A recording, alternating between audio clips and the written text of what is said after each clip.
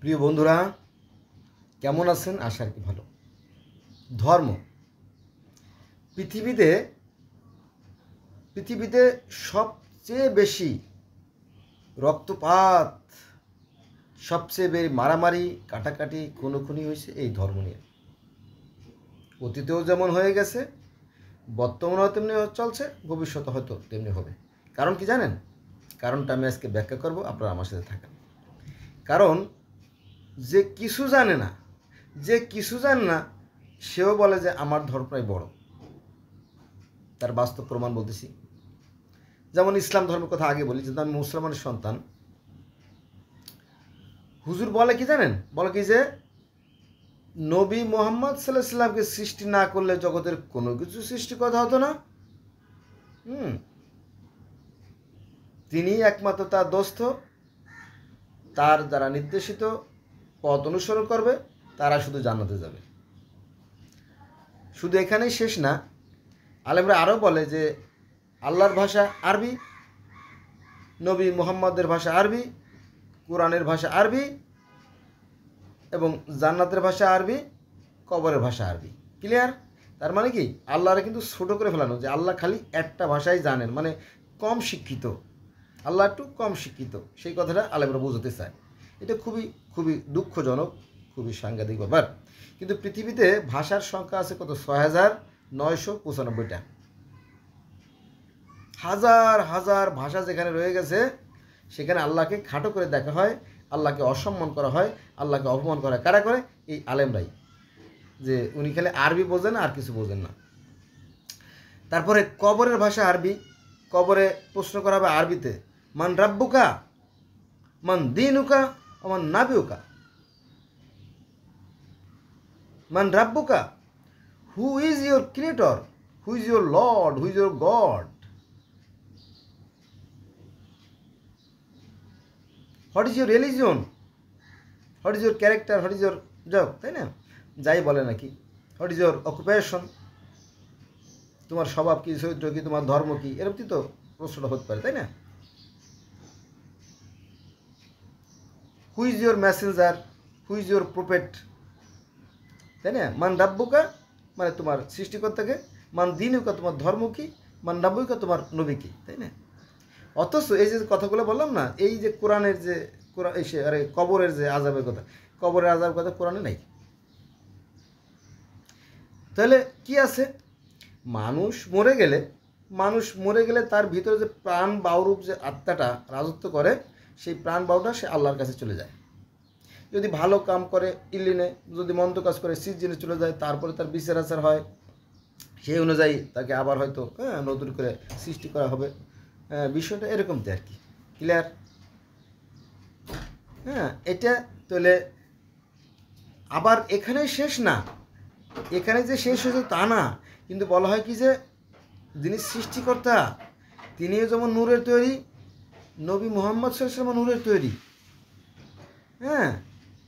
এবং তাকে আসমানে নিয়ে গেছেন, এবং তাকে ওই যে দুধের শরবত, তারপরে মদ, তারপরে কী জানি মধুর শরবত, অনেক কিছু খাইতে দিয়েছেন মেরাজে গিয়ে। অথচ এগুলো কোরআনে নাই, মিথ্যা কথা। কারে বুঝাবেন, কি বুঝাবেন? সাধারণ মানুষ তো ধোঁকায় পড়ে যায়, এবং চলছেও তাই। কি অবাক কাণ্ড, তাই না? এই যে মিরাজের বিষয়টা, এটা আছে আপনার সূরা বনী ইসরাইলের 1 নম্বর আয়াতে বলা হয়েছে যে আল্লাহ পাক কোনো এক রাতে, কোনো এক মহিমান্বিত রাতে তার এক দাসকে সেই মসজিদুল আকসা থেকে মসজিদুল মুকাদ্দাস ভ্রমণ করাইছিলেন, এই কথাটা আছে। এখন সেই দাসটাকে অনেকেই তো মেরাজে গেছে, যেমন আজ থেকে 5,000 বছর আগে বা 6,000 বছর আগে পার্সি ধর্মের যে প্রতিষ্ঠাতা জরস্টার, তিনিও মেরাজে গেছে। তারপরে চৌঠা আসমানে একজন আছেন নবী, তিনিও মেরাজে গেছে। তারপরে ঈসা আলাইহিস সালাম তো গেছেনই, এরকমটি। তারপরে সনাতন বা হিন্দু ধর্মেও মেরাজের কাহিনী আছে। উদ্যোগমনের যে বিষয়টা আর কি, এরকমটি আছে। তো এটা অতিরঞ্জিত করা। আচ্ছা, এবার গেল ইসলাম ধর্ম বাদ দিলাম, এবার আসলাম সনাতন ধর্ম। না ইসলাম ধর্ম একটু বলে নই, সেটা হচ্ছে যে নবী মুহাম্মদ সাল্লাল্লাহু আলাইহি ওয়াসাল্লামের ব্যাপারে কোরআনে বলা হচ্ছে যে আনা বাশারুম মিসলুকুম। আনা আরবি শব্দ, আনা মানে আমি, বাশারুম মানে মানুষ, আনা বাশারুম আমি মানুষ, মিসলুকুম তোমাদের মতোই, আমি তোমাদের মতো একজন মানুষ, তবে আমার প্রতি ওহী নাজিল হয়, তাই আমি তোমাদের কাছে প্রচার করি। এটা কোরআনের স্পষ্ট আয়াত। কিন্তু না, বলো না, হবে না, আমাদের নবী স্বয়ং আল্লাহ। অনেকেই আল্লাহ মনে করে বা সৃষ্টিকর্তা মনে করে। সেটা হচ্ছে যে যেমন শিয়াদের একটা দল আছে ইসলা আশারিয়া, তারা বলে কি যে সালমান ফার্সিও আল্লাহ ছিলেন, নবী মুহাম্মদও আল্লাহ ছিলেন এবং আলীও আল্লাহ। যুগে যুগে যুগে যুগে এই মানুষেরা যুগে যুগে আল্লাহ পাক মানুষের রূপ ধরে পৃথিবীতে আসছেন। চিন্তা করেন, তিনি হচ্ছেন স্রষ্টা, আমরা বললাম সৃষ্টি, তাই না? স্রষ্টা আছেন কি নাই সেটা নিয়ে আবার মতভেদ আছে। সেটা হচ্ছে কি জানেন, সেটা হচ্ছে পবিত্র কোরআন শরীফের সূরা আনামের 103 নম্বর আয়াতে বলা আছে আল্লাহ হচ্ছে মানে আল্লাহকে চর্মচক্ষুদ্বারা দেখার সম্ভব না, এবং সুরার 11 নম্বর আয়াতে বলা আছে এমন কোনো সাধ্য নাই যে তাকে দেখে। আবার বলা হয়েছে তিনি হচ্ছে জ্যোতি, তিনি হচ্ছে নূর, এটা হচ্ছে সূরা নূরের 25 নম্বর আয়াতে। ঠিক আছে, তো তাকে কেউ দেখতে পারেনি, দেখা যায় না। হ্যাঁ, তো যে যা মন চায় সে সেভাবে মন্তব্য করে, দেখ মূল কথা। এবার আসি সনাতন ধর্মে। সনাতন ধর্মে শ্রীকৃষ্ণকে বলে ভগবান। এই একই শ্রীকৃষ্ণকে কেউ বলে সাধু, কেউ বলে শয়তান। কেমন পাবো, তাই না? কেউ বলে আছে ক্যারেক্টার বলে লুচ্চা, চরিত্রহীন বলে। কেন বলে শোনো ঘটনা। আচ্ছা, কংস ছিল একজন অত্যাচারী, কংস ছিল একজন অত্যাচারী রাজা। আর সেই কংস এই শ্রীকৃষ্ণের 7টা ভাইকে পাথরে আছাড় মেরে হত্যা করে ফেলে। তারপর তার এক বিয়াই ছিল জরাসন্ধ, আবার তার 5টা মেয়ের যে স্বামী তারা ছিল শক্তিশালী। সব মিলে কংস ছিল খুব অত্যাচারী। তো এই অত্যাচারী কংস কি করলো, বিভিন্ন প্রদেশের নিরীহ যে রাজা ছিল, এরকম প্রায় 80 জন অথবা মতান্তরে 100 জন রাজাকে ধরে নিয়ে আসে। 100 জন রাজাকে ধরে নিয়ে এসে একটা ঢেরার মধ্যে, মানে জেলখানার মধ্যে আটকে রাখে বা কয়েদখানার মধ্যে আটকে রাখে, যে তাকে জবাই দেবে। তো ইতিমধ্যে যারা নিরীহ প্রজা, যারা সাধারণ মানুষ, অসহায় মানুষগুলো, তারা চলে যায় শ্রীকৃষ্ণের কাছে। হে শ্রীকৃষ্ণ, সত্য বোধহয়, সত্যের জাহাজ বোধহয় ডুবে যায়, সত্য বিলীন হয়ে যাবে তুমি যদি একটু রক্ষা না করো। তখন শ্রীকৃষ্ণ কী করলো, অর্জুনের কাছে গেল। অর্জুনের কাছে যাওয়ার পরে অর্জুনকে বললো যে চলো যুদ্ধ করতে হবে। যুদ্ধ করতে অর্জুন রাজি না, বলে না না, কার সাথে যুদ্ধ করব? ও পাশে নানা, এ পাশে মামা, ও পাশে খালু, এ পাশে চাচা, নিজেরা আমি যুদ্ধ করতে পারবো না, দরকার আমি বনে চলে যাবো। হ্যাঁ, এরকম আর কি। বলো না, এটা হচ্ছে সত্য আর ন্যায় আদর্শের যুদ্ধ। হ্যাঁ, শ্রীকৃষ্ণ ন্যায়ের পক্ষে ছিলেন, এ ব্যাপারে কোনো সন্দেহ নাই। আর কংস ছিলেন অত্যাচারী, এ ব্যাপারে কোনো সন্দেহ নাই। তারপরে শুরু হয়ে গেল কুরুক্ষেত্র যুদ্ধ। কুরুক্ষেত্রের যুদ্ধে 39,36,822 জন বা 222 জন এরকম একটা মানে সংখ্যায় লোক মারা যায়। এখন আসেন মানে সাধারণ মানুষের মন্তব্য, তো বা যারা পুরোহিত ছিল ওই সময়, তাদের মন্তব্য যে ইচ্ছে করলে যদি শ্রীকৃষ্ণ যদি এই কুরুক্ষেত্র যুদ্ধ না করতেন তাহলে এতগুলো প্রাণহানি হতো না, এতগুলো মানুষ মারা যেত না। তিনি ইচ্ছে করলে এই যুদ্ধ ঠেকাতে পারতেন। এই জন্য এতগুলো প্রাণ নাশের জন্য দায়ী হচ্ছে শ্রীকৃষ্ণ। এই জন্য তাকে বলে খুনি, ঘাতক, কিলার। কে? কিছু মানুষ, কারা আমি বলতে পারবো না, কিছু মানুষ বলে ঘাতক, বিশেষ করে বৌদ্ধরা বলে ঘাতক। তারপরে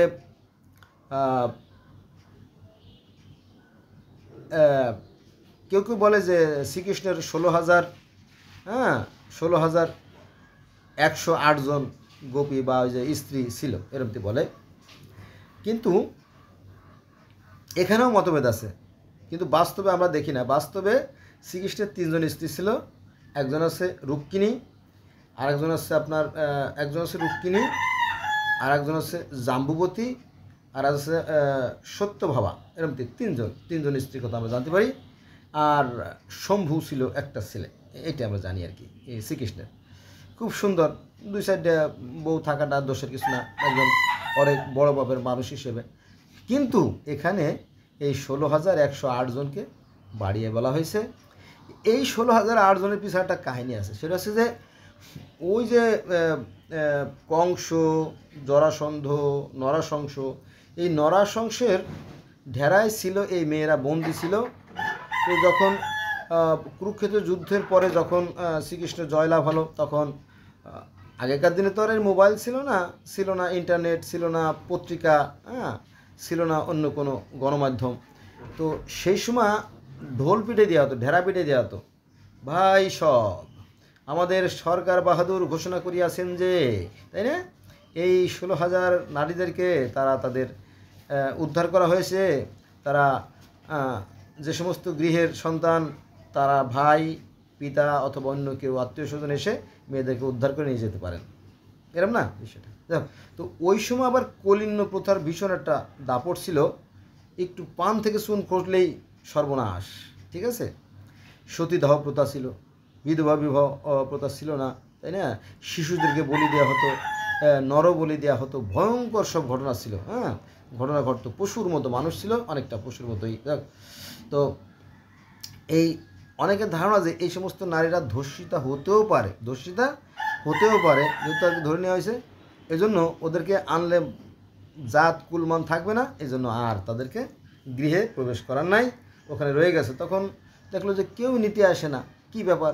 তখন শ্রীকৃষ্ণ একটা কথা বলছিল যে ঠিক আছে, যদি ওকে কেউ না নেয় তাহলে ওরা আমার আশ্রয়ে থাকবে, কারণ ওরা যাবে কোথায়, খাবে কি, তাই না। ওদিকে নরাশংস মানে কংস সবই তো পলাইছে বা হত্যা করা হয়েছে, এই হলো বিষয়। তো এত কথা বললাম। শ্রীকৃষ্ণ একজন ভালো মানুষ ছিলেন, নিঃসন্দেহে একজন মহৎ মানুষ ছিলেন, এবং যুদ্ধে তিনি তো জয় লাভ করলেনই, অর্থাৎ সত্যের জয় হলো। তারপরে এই যে 100 রাজা বা 80 জন রাজা, 80 জন রাজা মানে কি অনেক বড় কিছু বিভিন্ন প্রদেশের। আর এর সাথে আরও অনেকগুলো প্রাণ কি বেঁচে গেল না, বেঁচে গেল। মানে হাজার হাজার লাখ লাখ কোটি কোটি লোক নিরাপত্তা পেল। তো সেই হিসেবে শ্রীকৃষ্ণ ভগবান মানে কি, যার ঐশ্বর্য আছে, যার যশ আছে, যার সুনাম আছে, যার ক্ষমতা আছে, তাই না, এই ক্ষেত্রে বলা হয় ভগবান। তো কিছু লোক তাকে, তুমি মানুষ না বাবা, তুমি দেবতা, তুমি ফেরেশতা বাবা, তুমি যা করছো, তুমি না হলে আমার ছেলের প্রাণ বাঁচত না, তাই না। আমার ঘরে চাল নাই, ডাল নাই, তুমি যে টাকাটা দিছো, এই টাকা দিয়ে আমি আমার সন্তানের অপারেশন করাইছি, সে এখন সুস্থ, এরমতি অনেক অনেক এরমতি। তো এই হিসেবে নিঃসন্দেহে শ্রীকৃষ্ণ ভালো মানুষ ছিলেন, মহান মানুষ ছিলেন, কিন্তু তাকে একেবারে ঈশ্বর, অনেকে স্বয়ং ঈশ্বর মনে করে আর কি। এবং তারা মনে করে যে শ্রীকৃষ্ণ স্বয়ং ঈশ্বর, তিনি পৃথিবীতে আসার পরে আমাদের জীবন প্রণালী শিখিয়ে দিয়েছেন, তার নির্দেশিত পথে গেলে আমরাই জানে যাব। ওদিকে আগে বলছিলাম কিন্তু মুসলমানরাই বলে যে আমরাই একমাত্র জান্নাতে যাব, আর এদিকে এই যে হিন্দু ধর্ম বা এরা মনে করে যে আমরাই একমাত্র জান্নাতে যাব, আর কেউ জান্নাতে যেতে পারবে না। কারণ স্বয়ং শ্রীকৃষ্ণ ভগবান, রাম ভগবান, রজনীশ ভগবান, রাম রহিম ভগবান, তাই না, এরকম তো অনেকে ভগবান আসে। তো আসলে ভগবান বলতে এখানে তার যে মহত্ব, বড়ত্ব, বীরত্বকে বোঝানো হয়েছে আর কি। কিন্তু শ্রীকৃষ্ণ মানুষ ছিলেন, একজন মানুষই ছিলেন। কারণ শ্রীকৃষ্ণের পিতার নাম বাসুদেব, মাতার নাম দেবকিরানী, ভাইয়ের নাম বলরাম, বোনের নাম সুভদ্রা, বউয়ের নাম রুক্মিণী, জাম্বুবতী, সত্যভামা গেল, তাই না। তারপরে অর্জুন ছিল তার বোনের স্বামী, তিনি খাইতেন, তাই না। কংস ছিল তার মামা, সব কিছু কিন্তু সবই কিন্তু ঠিক আছে। তবে এই মানুষই কিন্তু ভগবান হয়ে যায় কর্মের মাধ্যমে। এইটাকে তাকে দোষ দেওয়া ঠিক হবে না আর কি। আচ্ছা, এবার আসেন 3 নম্বরে আমরা চলে যাব খ্রিস্টান ধর্মে। খ্রিস্টান ধর্মে এই যে ঈসা আলাইসাল্লামে বলা হয় যে জাকারিয়া নবীর জারজ সন্তান, জাকারিয়া নবীর জারজ সন্তান, অবৈধ সন্তান বলে কারা? ইহুদিরা। যাক, তো যেভাবে হোক, তো এই যে যে ঈসা নবীর জন্ম হলো, তারপরে তাকে গোত্র থেকে তাড়াই দেওয়া, নোংরা, অসভ্য, পাপী, হ্যাঁ, তখন কি করা হলো, এই এই ঈসা নবীকে এতিমখানায় ভর্তি করে দেওয়া হলো। What is this? এতিমখানা কি? এতিমখানা হচ্ছে অ্যাসিন গ্রুপ। আমাদের বাংলাদেশে যেমন আছে না মাদ্রাসা, কওমি মাদ্রাসা, আলিয়া মাদ্রাসা, এতিমখানা, তাই না? ইসলামিক ফাউন্ডেশন অথবা আঞ্জুমানে মুফিদুল ইসলামের তো অনেক আছে না? তো ওইরকমটি এতিমখানায় তাকে ভর্তি করা হলো। কাকে? ঈসা আলাইহিস সালামকে। অ্যাসিন গ্রুপ বা এসিন গ্রুপ একটা আছে, যেখানে পুরোহিতরা, মানে ইহুদি পুরোহিতরা, ধর্মগুরুরা সেখানে অসহায় মানুষদেরকে সাহায্য করত। তো তারা এই ঈসাকে নিয়ে লালন পালন করে এবং সেখানে লেখাপড়া শিখে তিনি সেখান থেকে এই সমাজের অসঙ্গতি, সমাজের বৈষম্য, রাজাদের অত্যাচার, এই সম্বন্ধে তিনি জ্ঞান অর্জন করেন। জ্ঞান অর্জন করার জন্য তিনি প্রাপ্তবয়স্ক হন। তখন তিনি যখন ধর্মপ্রচার শুরু করেন, তখন রোম সম্রাট, সেই পিলাত বলেন আর যাই বলেন, অনেকে অনেক নাম বলে, তো সেই রোম সম্রাটের বিরুদ্ধে চলে যায়। তখন তিনি মনক্ষুণ্ণ হন, আর তার সাথে যোগ হয় একদল আলেম। ওই যে আমি কিন্তু ভিডিও শুধু বলছি যে পৃথিবীতে যত গণ্ডগোল দেখবেন এই ধর্ম নিয়ে, একদল আলেম ছিল। হ্যাঁ, রোম সম্রাট পিলাত চাচ্ছিল না ঈসাকে ওই শুলে চড়াতে, কিন্তু এত লোকের চাপে বাধ্য হলেন এবং তাকে শুলে চড়ায় হত্যা করা হলো। এইটা নিয়ে আছে আবার নানান মত। কেউ কেউ বলে যে তাকে শুলে চড়ানো হয়েছিল, তারপরে তার 12 জন সাহাবী তাকে উদ্ধার করে নিয়ে আসছে। কেউ বলে যে তাকে শুলে চড়ানোর পরে সে মারা যাওয়ার পর তার কবরে রাখা হয়, পরে 3 দিন পরে সে জীবিত হয়ে যায় এবং অনেকের সাথে দেখা সাক্ষাৎ করে আবার স্বর্গে চলে যায়। হ্যাঁ, আবার কেউ বলে যে না, ঈসাকে শুলে চড়ানো হয় নাই, ঈসার মতো চেহারার আরেকজনকে আল্লাহ পাক তৈরি করে তাকে শুলে চড়াইছে, আর মূল যে ঈসা তাকে রক্ষা করছে, তাকে নিয়ে আসমানে চলে গেছে। এটা হচ্ছে কোরআনের ভাষ্য। তারপরে আবার কেউ কেউ বলে যে না, ঈসা আলাইহিস সালামকে ওরা মারতে পারে নাই, যেহেতু রোম সম্রাট ছিল তখন বিরাট প্রভাবশালী বিত্তশালী, তার বিরুদ্ধে কথা বলে কে? তখন ঈসা আলাইহিস সালাম কী করলো, নিজেকে রক্ষা করার জন্য সেই সেই ফিলিস্তিন থেকে বা জেরুজালেম থেকে, বেথলেহেমে তো ওনার জন্ম, আশেপাশে ওখানে অবস্থান করতেছিল, পরে ওখান থেকে তিনি উদ্ধার করে চলে আসে ভারতের কাশ্মীরের শ্রীনগরে। এবং ভারতের কাশ্মীরের শ্রীনগরে ঈসা নবীর মাজার আছে। এখানে তিনি ধর্ম প্রচার করে, এখানেই মারা যান, এখানে তার কবর আছে। অনেক মতভেদ, অনেক কথা। যাক, মূল কথা আসে, এটা হচ্ছে যে খ্রিস্টানরা তাকে বানাইছে ঈশ্বরের পুত্র। তিনি কিন্তু মানুষ ছিলেন। হ্যাঁ, তো এখানেও কিন্তু শ্রীকৃষ্ণের মতো, শ্রীকৃষ্ণকে কেউ বলে ভগবান, কেউ বলে মানে কি বলে ক্যারেক্টার লুচ্চা, হ্যাঁ, লম্পট, ওই যে মামির সাথে তার প্রেম ছিল এই জন্য। আবার কেউ বলে অসুর, খুনি, ঘাতক, আর ওই যে 40 লক্ষ লোক মারা গেছে তার কারণে, ইচ্ছে করলে এই লোকগুলো না মানলেও হতো। অনেক মতবাদ। ঠিক ঈশার বেলাও ঠিক এরকম গল্প আছে যে তিনি স্বয়ং ঈশ্বরের পুত্র, অথচ তার জীবন কত দুর্বিষহ কাটছে, তার মা কত কষ্ট করছে, তাই না? এবার আসেন, অনেক কথা তো বলা যায় না। তো মানে এদিকে মুসলমানরা মনে করে যে নবীকে সৃষ্টি না করলে কোনো কিছু সৃষ্টি করা যায় না, তার নির্দেশিত পথই একমাত্র পথ জান্নাতে যাওয়ার। আর হিন্দুরা মনে করে যে শ্রীকৃষ্ণ যে নির্দেশিত পথ, এই পথই হচ্ছে একমাত্র পথ, এটা দিয়ে আমরা স্বর্গে চলে যেতে পারবো। আর খ্রিস্টানদের কথা হচ্ছে যে ঈসার নির্দেশিত পথই একমাত্র পথ, মুক্তির পথ, দ্বিতীয় কোনো পথ নাই, তাই না? সবাই বাড়াবাড়ি করে, ধর্ম নিয়ে বাড়াবাড়ি করে, মারামারি করে, খুনোখুনি করে। হ্যাঁ, এই সমস্যার সমাধান হবে না। এবার আসেন ইহুদিদের কথায়। ইহুদিরা বলে যে জগতে জান্নাতে বা স্বর্গে যাওয়ার মতো মাত্র আমরাই একমাত্র যোগ্য, কারণ তার বাস্তব প্রমাণ হচ্ছে যে সৃষ্টিকর্তা যিনি এই বিশ্বজাহানের পরিচালক, তিনি সেই স্বর্গ থেকে স্বর্গীয় পাথরে খোদাই করা বানিয়ে এনে আমাদের নবী, অর্থাৎ ইহুদিরা বলতেছে, ইহুদি বা নাসরা যারা, তারা বলতেছে আমাদের নবী হজরত মূসা আলাইহিস সালামের কাছে এই কিতাব দিয়েছে। কে?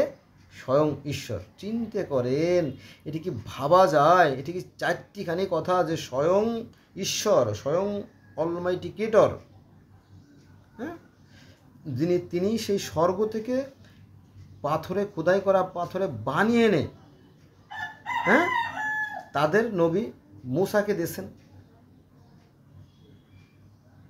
এই কাহিনী কিন্তু কোরআনে আছে। এই যে মুসা আলাইহিস সালামকে যে ওই যে আপনার কোরআন দেওয়ার যে কোরআন তো না, তাওরাত নাজিলের যে কাহিনী, এটা কিন্তু কোরআনে আছে।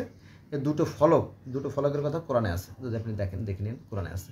আপনি কীভাবে অস্বীকার করেন? তাহলে কোরআন অস্বীকার করলে তো আপনার সবই অস্বীকার করা হয়ে যায়, তাই না? করতে পারবেন না। তারা বলতেছে যে আমরাই একমাত্র পছন্দের মানুষ এবং আমরাই জান্নাতে যাওয়ার যোগ্যতা আছে এবং পৃথিবী পরিচালনা করার মতো যোগ্যতা আমাদেরই আছে, ইহুদিরা। বাস্তবে দেখবেন আসলে তাই। তারা এই যে মিশরের ফারাও রাজাদের পিছনে উন্নয়নের মূলে যারা ছিল, তারা কিন্তু এই ইহুদিরা। কারণ তাদের মস্তিষ্ক এত উর্বর, ফ্রেশ, পৃথিবীতে যা কিছু কল্যাণকর, যা কিছু মহান, তারাই কিন্তু সৃষ্টি করছে এবং এখনও করে যাচ্ছে। আপনি কীভাবে অস্বীকার করবেন?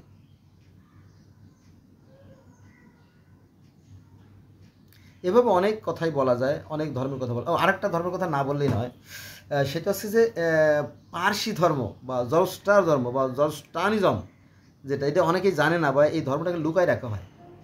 ইসলাম ধর্মে যা যা আছে সব কিন্তু পার্সি ধর্মে আছে। মজার ব্যাপার সেটা হচ্ছে যে এই যে আমাদের কলেমা, তারপরে 5 ওয়াক্ত নামাজ, 5 ওয়াক্ত নামাজ কিন্তু পার্সি ধর্মে আছে। সকাল, দুপুর, সন্ধ্যা, মধ্যরাত প্রদুষ্যে 5 বার সেই সৃষ্টিকর্তার আরাধনা করা। আর এই নামাজের আগে তারা অজু করে, অজু করে। অজুকে বলা হয় পার্সি ভাষায় প্রক্ষালন মানে অজু। তারপরে আমরা যে জান্নাতে যাব না, আমরা মুসলমান তো জান্নাতে যাবো একদিন না একদিন যাবোই। তো সেখানে পুলসিরাতের পথকে বলা হয় কি জানেন? সিম্বত শাখো কিন্তু আমাদের পরিচিত শব্দ। আমাদের বাংলাদেশে কিন্তু ওই যে কালভার্ট, ব্রিজ, পুল, শাখো বলা হয়, কিন্তু অনেক দেশেই শাখো বলা হয়। তো শাখো। আবার সনাতন ধর্মে এই শাখোকে বলা হয় বৈতরণী, অর্থাৎ সেই যে মানে যে পুলসিরাত। ইহুদিরা, খ্রিস্টানরা, মুসলমানরা বলে পুলসিরাত। যেটা বলতেছিলাম যে পার্সি ধর্ম, এই পার্সি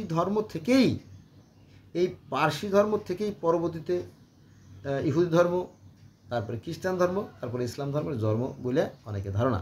আমি বলবো সনাতন ধর্ম প্রায় একই ক্যাটাগরির। কারণ আমি দেখছি, আমি যেহেতু বিভিন্ন ধর্মের ছাত্র, কোরআনে যা আছে বেদে তাই আছে, তবে কিছু বেশি আছে, কম নাই।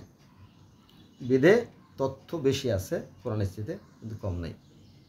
আর এই বেদ, কোরআন তো কারো ব্যক্তিগত শব্দ, এগুলো সৃষ্টিকর্তার পক্ষ থেকে গোটা মানব জাতির জন্য, তাই না? পথ নির্দেশক না? তাহলে এটি নিয়ে আমরা কেন মারামারি করব? এটা হলো আমার প্রশ্ন। আমরা যার যার মতো করে ভাবি, ফলে সংঘাত অনিবার্য। অথচ দেখেন, সূর্য উঠতেছে, আমাদের একটাই সূর্য। যদি ভুল বলি আপনারা বলবেন। আমাদের একটাই সূর্য, একটাই চাঁদ, একটাই পৃথিবী, একটাই আকাশ। আমরা মাছ যেমন পানির সমুদ্রে বসবাস করে, আমরা মানুষেরা বাতাসের সমুদ্রে বসবাস করি, তাই তো? আরও অসংখ্য প্রাণী আছে। অসংখ্য প্রাণী বলতে এখানে আপনার অন্য সময় আলোচনা করবো এই বিষয়ে। তো এই হলো বিষয়। পৃথিবীতে যত মানুষ আছে, পৃথিবীতে প্রত্যেকটা মানুষ সুখে আসে, দুঃখে কাঁদে, শীতে কাঁপে, প্রত্যেকের আবেগ অনুভূতি এক, প্রত্যেকের রক্ত লাল, প্রত্যেকে অক্সিজেন গ্রহণ করে, তাই না? There is no difference. কোরআন কিন্তু এই কথা বলে এবং অন্যান্য গ্রন্থ তাই বলে। কোরআনে বলে যে সকল মানুষ একে আদমের সন্তান, পরে তারা মতভেদ সৃষ্টি করে বিভিন্ন দলে বিভক্ত হয়ে গেছে। আমি আল্লাহ আমার পূর্ব ঘোষণা হতে পারতো না। হ্যাঁ, তোমরা ধর্ম নিয়ে বাড়াবাড়ি করো না। এমনকি এমন কথা আছে যে তোমরা অন্য ধর্মের, দেখেন কোরআনে বলা আছে যে তোমরা অন্য ধর্মের দেব দেবীদেরকে তুচ্ছ তাচ্ছিল্য করবে না। কেন অন্য ধর্মের দেবদেবী তুচ্ছ তাচ্ছিল্য করবে না?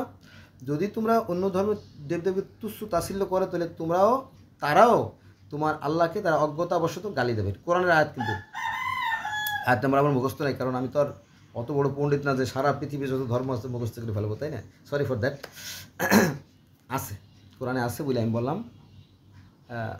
কারণ এগুলো তো সেন্সিটিভ বিষয়, আমি মানে উল্টোপাল্টা বলতে চাই না, এগুলো বিষয়। তো আমি অনুরোধ করবো যে চলুন আমরা ধর্ম নিয়ে বাড়াবাড়ি না করি, আমরা সবাই একই স্রষ্টার সৃষ্টি, একই আদমের সন্তান। কেউ বলে হিন্দু, কেউ বলে মুসলমান, কেউ বলে বৌদ্ধ, কেউ বলে খ্রিস্টান। কেউ বলে হিন্দু, কেউ বলে মুসলমান, কেউ বলে বৌদ্ধ, কেউ বলে খ্রিস্টান। আমি বলি সবাই মানুষ, আমি বলি সবাই মানুষ, একই সমান, একই গর্ভে জন্ম মোদের এক মায়ের সন্তান। বুঝলেন না? সমস্ত মানুষ আমরা একই স্রষ্টার সৃষ্টি। বিধাভেদ শুরু হয়ে গেল। বিধাভেদে বাইবেল কোরআন, একই বিধাতার দান, একই নিয়মে করি জীবন বিধান। এই বাইবেল কোরআন বেদ এগুলো মানুষের মধ্যে বিভক্তি সৃষ্টি করছে, কিন্তু বাস্তবে মানুষের মধ্যে কোনো বিভেদ নাই। বোঝা গেছে বিষয়টা? এই জন্য আমি মাঝে মাঝে একটা কথা বলি যে পৃথিবীতে আসবে শান্তি কবে? যেদিন হিন্দু, মুসলিম, বৌদ্ধ, খ্রিস্টান একজামাত হবে, শান্তি আসবে তবে।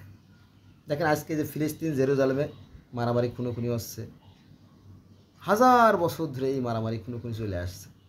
কি দরকার?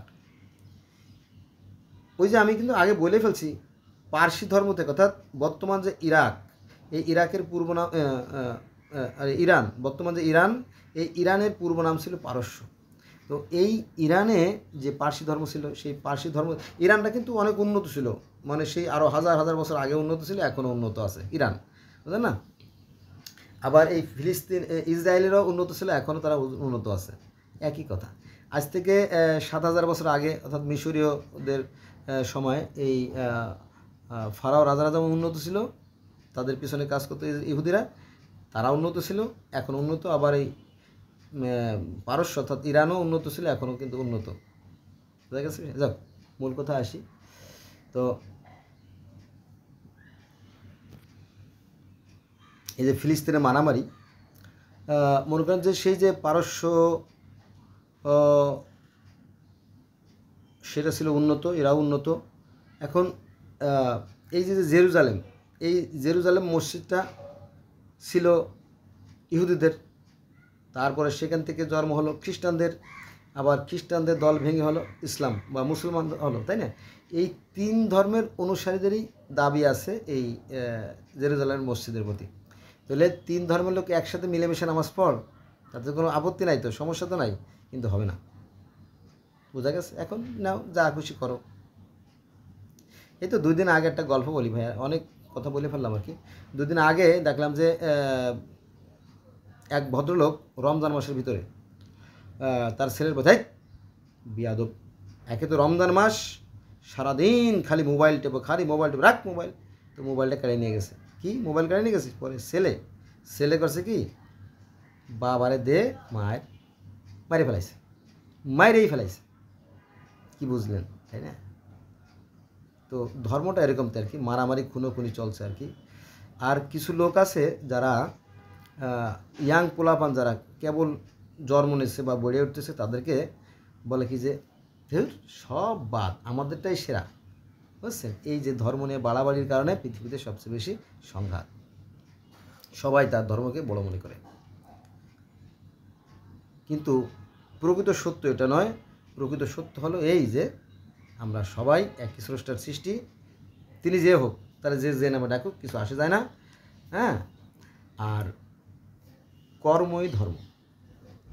ধর্মের দোহাই দিয়ে জান্নাত পাওয়া যাবে না, ভালো কর্ম করতে হবে। কর্ম করলে ইহকালীনও কল্যাণ, পরকালীনও কল্যাণ। কোনটা আজকে এই পর্যন্ত রইল। সবাই ভালো থাকবেন। আল্লাহ হাফিজ।